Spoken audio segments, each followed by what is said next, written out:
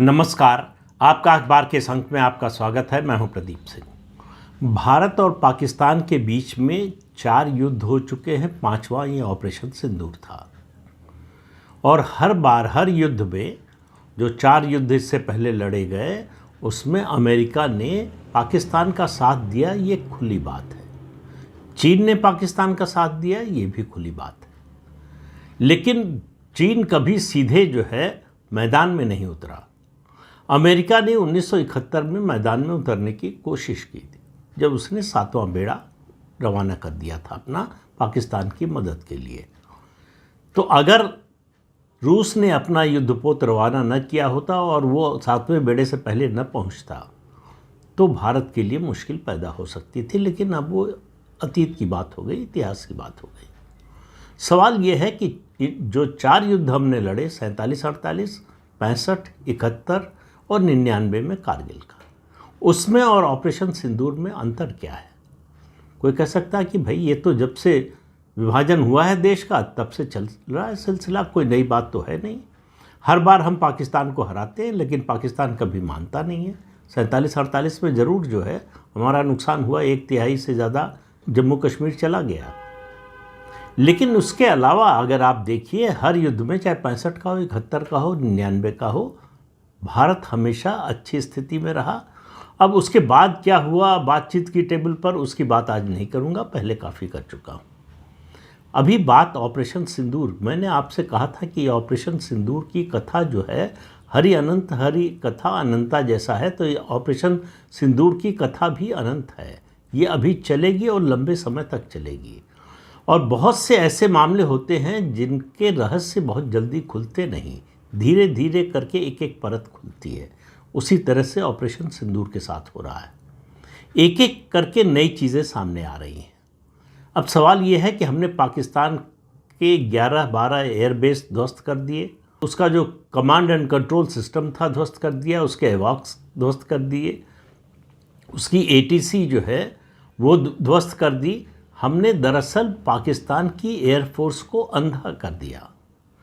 पाकिस्तान की एयरफोर्स के पास वो ताकत, वो टेक्नोलॉजी, वो इक्विपमेंट काम के रह ही नहीं गए जो ये पता लगा सके कि दुश्मन की कोई मिसाइल आ रही है, कोई जेट आ रहा है या कोई ड्रोन आ रहा है या किसी भी तरीके से दुश्मन हमला कर रहा है तो वो कहाँ पहुँचा है, कहाँ आ रहा है और कहाँ हिट करेगा। तो पूरी तरह से पाकिस्तान की एयरफोर्स ब्लाइंड हो चुकी थी। क्या इसीलिए पाकिस्तान ने सरेंडर किया? राहुल गांधी की बात पर मत जाइए, उनको समझ में नहीं आता। उनको तो पाकिस्तान का एजेंडा चलाना है और उससे बड़ी बात भारत के खिलाफ और मोदी के खिलाफ एजेंडा चलाना है। तो वो कुछ भी बोलते हों, जो दुनिया कह रही है, पाकिस्तान के लोग कह रहे हैं, पाकिस्तान में बैठे रक्षा विशेषज्ञ जो कह रहे हैं। और सबसे बड़ी बात यह है कि प्रत्यक्ष को प्रमाण क्या, जो सामने दिखाई दे रहा है, जो सैटेलाइट इमेजेस है, वो आजकल तो इतनी हाई रेजोल्यूशन की इमेजेस आती हैं सैटेलाइट से कि एक एक चीज़ आप देख सकते हैं। तो वो सब जो दिखाई दे रहा पूरी दुनिया देख रही है। लेकिन आज बात एक दूसरी कर रहे हैं। सवाल ये है कि पाकिस्तान ने घुटने क्यों टेके?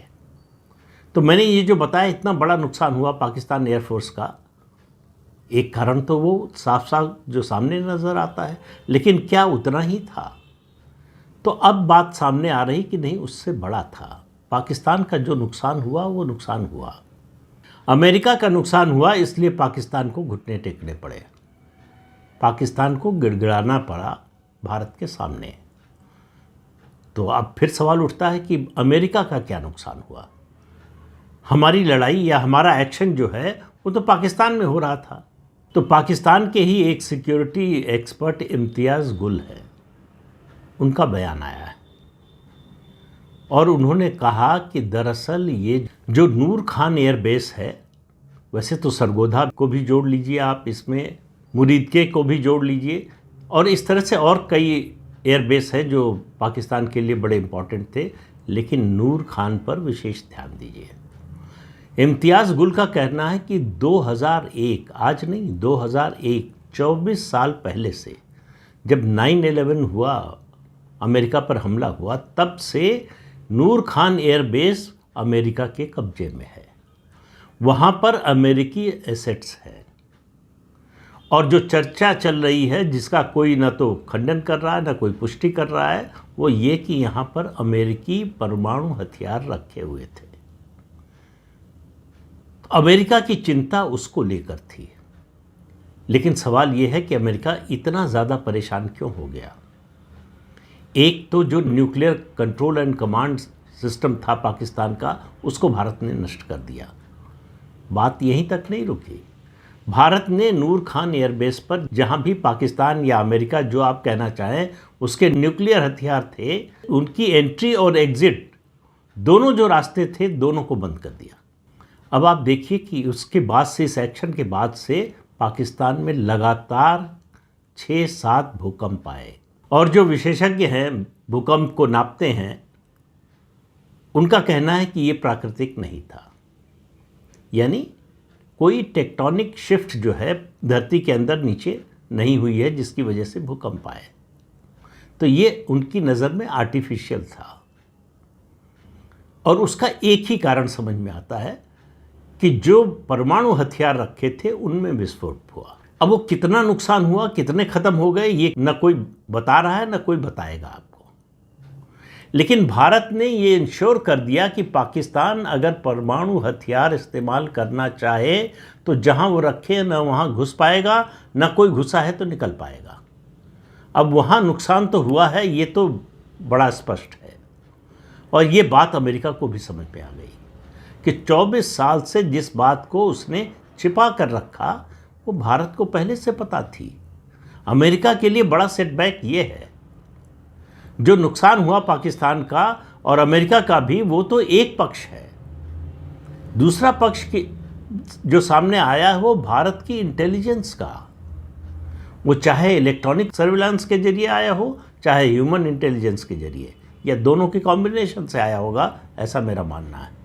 भारत को न केवल पता था कि ये अमेरिकी पाकिस्तानी परमाणु हथियार कहाँ रखे हैं, बल्कि प्रिसाइज लोकेशन का पता था, और हमने जो मिसाइलें दागी वो बिल्कुल सटीक निशाने पर लगी। सिर्फ 1 मीटर का जो है फर्क था जो स्ट्राइक की हमने, मतलब जो लक्ष्य है उसके 1 मीटर के दायरे में ही जो है मिसाइलें हमारी गिरी, उन निशाने पर लगी। अब उसका नतीजा ये हुआ है कि पाकिस्तान का 7,000 स्क्वायर फीट का जो कमांड एंड कंट्रोल एरिया था वो नष्ट हो गया है। जहां F-16 रखे हुए थे, जो हैंगर्स थे, वो नष्ट हो गए। उसका जो एम्यूनिशंस का डंप यार्ड था वो नष्ट हो गया है। पाकिस्तान की हालत बहुत ख़राब है, लेकिन अमेरिका को इसकी ज़्यादा चिंता नहीं है। अमेरिका को चिंता ये है, डोनाल्ड ट्रंप को चिंता ये है कि भारत को ये पता था पहले से, भारत ने इसको लक्ष्य किया, ये जानते हुए भी कि ये अमेरिकी एसेट्स हैं, भारत ने कोई मुरव्वत नहीं की, उनको हिट किया और एक तरह से उनको निष्प्रभावी कर दिया। अगर पूरा ख़त्म नहीं हुआ है तो निष्प्रभावी कर दिया। अब एक बात जो है अपने देश के लोगों के लिए, जब भारत ने फैसला किया कि पाकिस्तान का जो प्रस्ताव है कि हॉस्टिलिटीज़ रोक दी जाएं, उसको मान लिया भारत ने, तो बड़ी गहरी, बड़ी तेज़, बड़ी तीखी प्रतिक्रिया हुई है। अब मैं अपने को भी इस पर शामिल करता हूँ। देखिए, हम लोग प्रतिक्रिया देते हैं किस आधार पर? 2 आधार होते हैं उसके। एक, हमारे पास जो जानकारी उपलब्ध होती है, और दूसरा हमारी जो इच्छा होती है। तो जानकारी उपलब्ध होती है जो, उसके आधार पर, और हमारी जो इच्छा होती है कि नहीं इतना किया, इतना और करना चाहिए था। सबका एक ही वाक्य था कि थोड़ा और मारते, 2 दिन और मारते। बात बड़ी स्वाभाविक लगती है, लेकिन सरकार जो करती है, फौज जो करती है, उसके पास जो इन्फॉर्मेशन होती है वो हमारे आपके पास नहीं होती है। उसको मालूम है कि कितना मारने से क्या मरेगा और कहाँ पर हमको रुक जाना चाहिए। देखिए, किसी भी युद्ध में सबसे बड़ी चीज़ होती है, आपकी स्ट्रेटजी का सबसे महत्वपूर्ण हिस्सा होता है कि आपको पता होना चाहिए कि कहाँ रुक जाना है। नहीं तो फिर रूस यूक्रेन युद्ध जैसा होता है, हमास और इजराइल युद्ध जैसा होता है, गल्फ वॉर जो देखी हमने, अमेरिका वियतनाम का युद्ध देखा हमने, अमेरिका का अफ़गानिस्तान में युद्ध देखा हमने तालिबान के खिलाफ, सालों साल चला। कुछ घंटों में युद्ध करने का जो रिकॉर्ड है वो सिर्फ 2 देशों के पास है दुनिया में, एक भारत और दूसरा इजराइल। इजराइल ने भी, मैं पहले भी आपको बता चुका हूँ कि किस तरह से सऊदी अरब के पूरे एयर डिफेंस सिस्टम को, या कहें कि पूरी एयरफोर्स को ख़त्म कर दिया था। 6 डे वॉर के नाम से उसको जाना जाता है। हमने तो 8 घंटे में ख़त्म कर दिया। जो हमने पहले किया 6 और 7 की सुबह, वो पाकिस्तान के आतंकी जो मुख्यालय थे उन पर हमला किया। पाकिस्तान पर की एयरफोर्स पर उस दिन हमला नहीं किया। पाकिस्तान की एयरफोर्स या उनके एयर बेस पर हमला किया 9 और 10 की सुबह। तो मैं रुकने की बात कर रहा था कि ये जो प्रतिक्रिया हम लोगों की आई और सरकार का जो कदम हुआ, जिन जगहों पर ख़ास तौर से नूर खान की बात कर रहा हूँ, जहाँ कहा जा रहा है कि परमाणु हथियार थे, जहाँ ज़मीन के अंदर विस्फोट हुआ जिससे भूकंप आया, भारत की वहाँ से दूरी सिर्फ 170 किलोमीटर है। अगर कोई बड़ा ब्लास्ट होता, हम मान लीजिए और अटैक करते और परमाणु हथियार में बड़ा विस्फोट होता, तो उसका रेडिएशन भारत तक आता। तो भारत को ये इंश्योर करना था कि पाकिस्तान के परमाणु हथियार तक उसकी पहुंच ख़त्म हो जाए, उसके इस्तेमाल की संभावना ख़त्म हो जाए, उसमें नुकसान भी पहुंच जाए, लेकिन उसकी वजह से भारत को कोई नुकसान न होने पाए। तो एक साथ ऑपरेशन सिंदूर के जरिए भारत ने अपनी सुरक्षा को सुनिश्चित किया कि कोई परमाणु विकिरण का असर भारत पर ना आने पड़े। दूसरा, पाकिस्तान को बताया कि हम क्या कर सकते हैं, कहाँ तक मार सकते हैं, कितना मार सकते हैं। तीसरा, अमेरिका को बताया कि हम परवाह नहीं करते दुनिया की जो राय है, दुनिया की जो सोच है, दुनिया क्या कहेगी क्या करेगी, इसकी परवाह करना हमने बंद कर दिया है। 11 साल हो गए इस बात को। सर्जिकल स्ट्राइक के समय भी न किसी से पूछा था, न किसी की मंजूरी का इंतज़ार किया था। एयर स्ट्राइक बालाकोट की तब भी न किसी से पूछा था, न किसी की मंजूरी का इंतज़ार किया था। तो अब क्यों करेंगे? और चीन को बता दिया कि तुम्हारा जो रक्षा उपकरण है वो किसी काम का नहीं है। फिर कह रहा हूं, पाकिस्तान ने, उसके पास जितने अस्त्र शस्त्र थे उनमें से कोई नहीं बचा जिसको भारत के ऊपर न चलाया हो। चाहे वो ड्रोन हो, चाहे मिसाइल्स हो, चाहे जेट से हमला हो, जो भी सरफेस टू सरफेस मिसाइल हो, एयर टू सरफेस मिसाइल हो, सब कुछ आजमा के देख लिया, भारत पर कोई असर नहीं पड़ा। लेकिन भारत में कुछ लोग हैं जिनको सिर्फ ये जानना है कि भारत के कितने जेट गिरे। सब बातें सामने आएंगी, धीरे धीरे आएंगी।